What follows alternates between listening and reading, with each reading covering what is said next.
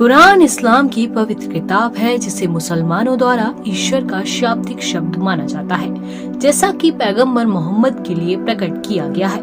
ये एक पवित्र ग्रंथ है जो दुनिया भर के मुसलमानों के लिए मार्गदर्शन और प्रेरणा के प्राथमिक स्रोत के रूप में कार्य करता है। कुरान के महत्व को समझना इस्लाम और मुस्लिम समुदाय को समझने की मांग करने वाले किसी भी व्यक्ति के लिए महत्वपूर्ण है।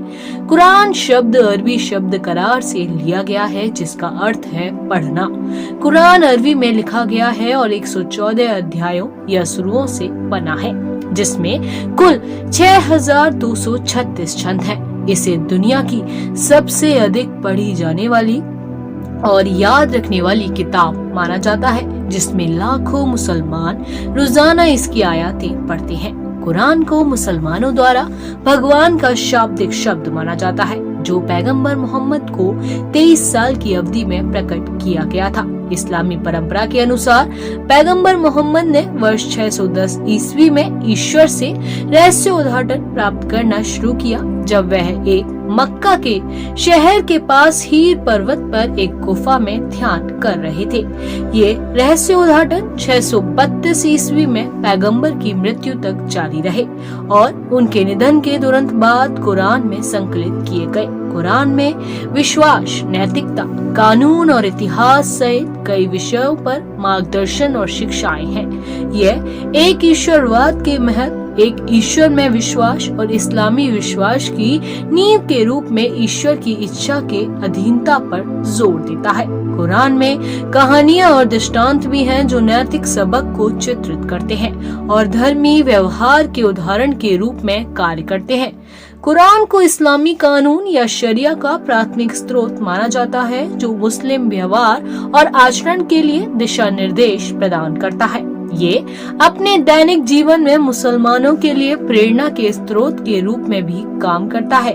कठिनाई और अनिश्चितता के समय में आराम और मार्गदर्शन प्रदान करता है।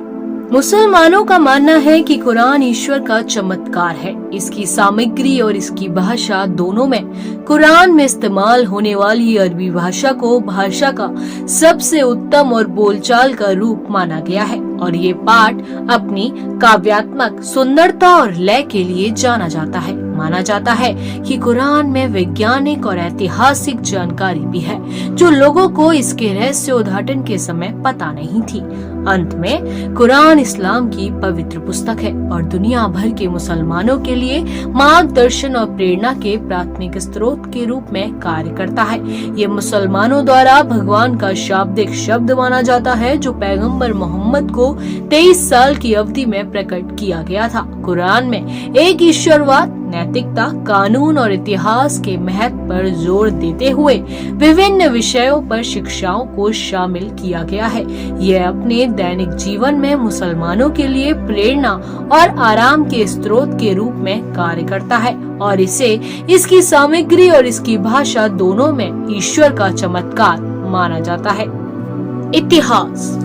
कुरान इस्लाम की पवित्र किताब है और इसे ईश्वर का शाब्दिक शब्द माना जाता है, जो पैगंबर मोहम्मद को 23 साल की अवधि में प्रकट किया गया था। कुरान का इतिहास पैगंबर मोहम्मद के जीवन से निकटता से जुड़ा हुआ है और इस इतिहास को समझना इस्लामी परंपरा में कुरान के महत्व को समझने की मांग करने वाले किसी भी व्यक्ति के लिए महत्वपूर्ण है।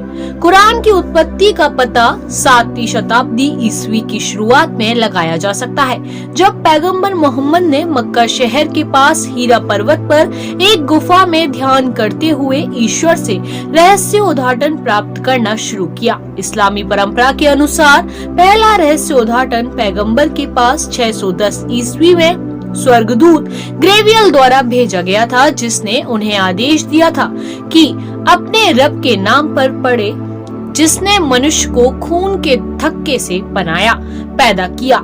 इस रहस्य उद्घाटन ने पैगंबर के भविष्य सूचक मिशन की शुरुआत को चिन्हित किया, जो 632 ईस्वी में उनकी मृत्यु तक जारी रहा। अपने भविष्य सूचक मिशन के दौरान पैगंबर मोहम्मद ने अल्लाह की ओर से रहस्य उद्घाटन प्राप्त करना जारी रखा, जो कुरान के अध्यायों या सुरों में संकलित किए गए थे। रहस्य उद्घाटन की प्रक्रिया क्रमिक थी और प्रारंभिक मुस्लिम समुदाय द्वारा सामना की जाने वाली विशिष्ट घटनाओं और स्थितियों के जवाब में हुई थी। इस प्रकार कुरान में शिक्षाओं की एक विविध श्रेणी शामिल है, जिसमें विश्वास, नैतिकता, कानून और इतिहास पर मार्गदर्शन शामिल है।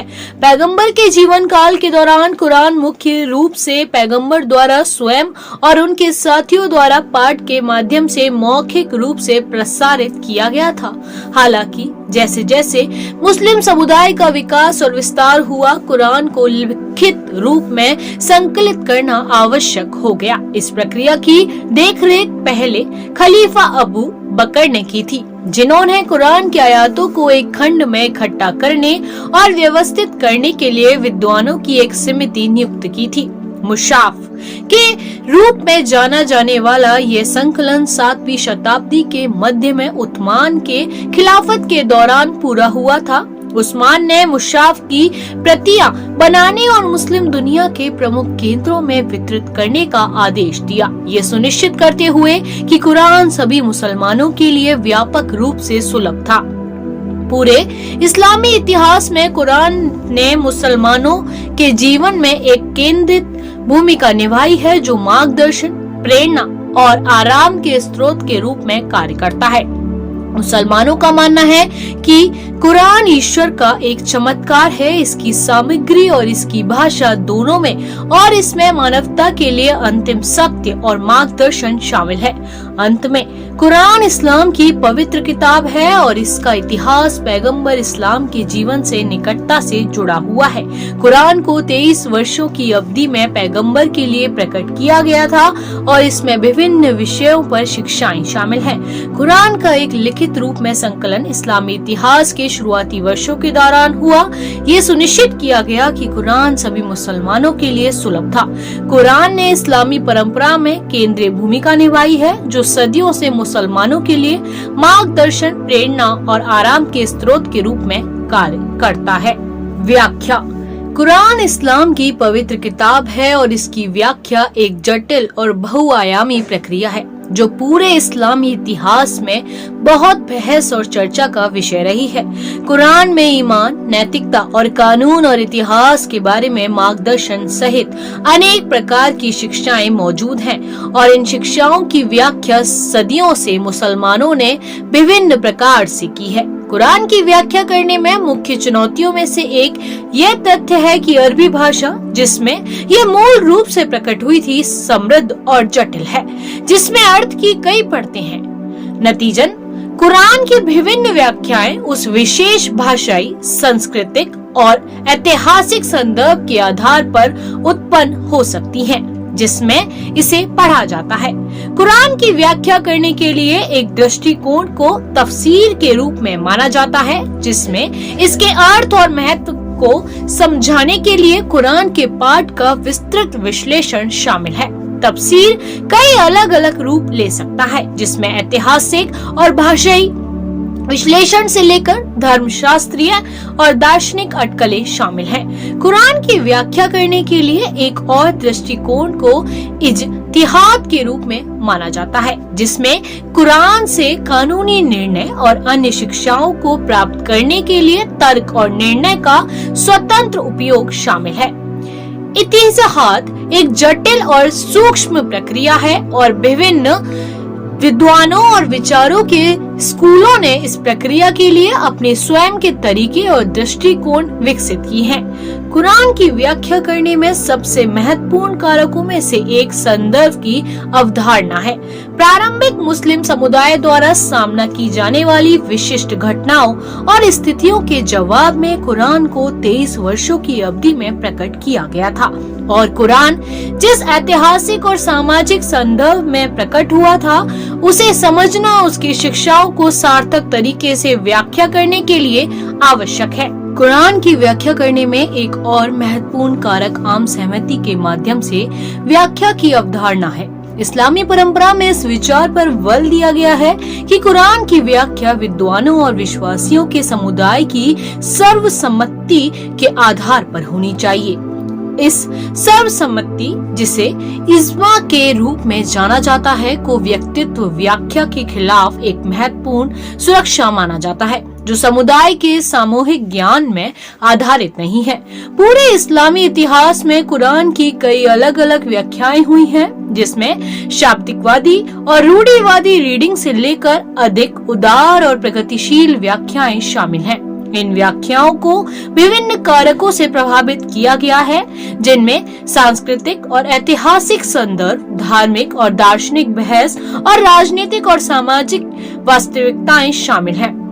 हाल के वर्षों में कुरान की व्याख्या करने के लिए समकालीन दृष्टिकोणों में रुचि बढ़ रही है, जिसमें नारीवादी और औपनिवेशिक दृष्टिकोण शामिल है। ये दृष्टिकोण समकालीन सामाजिक और राजनीतिक मुद्दों के प्रकाश में कुरान की पारंपरिक व्याख्याओं की फिर से जांच करना चाहते हैं और इस्लामी परंपरा के भीतर मौजूदा बिजली संरचनाओं और पदानुक्रमों को चुनौती देना चाहते हैं।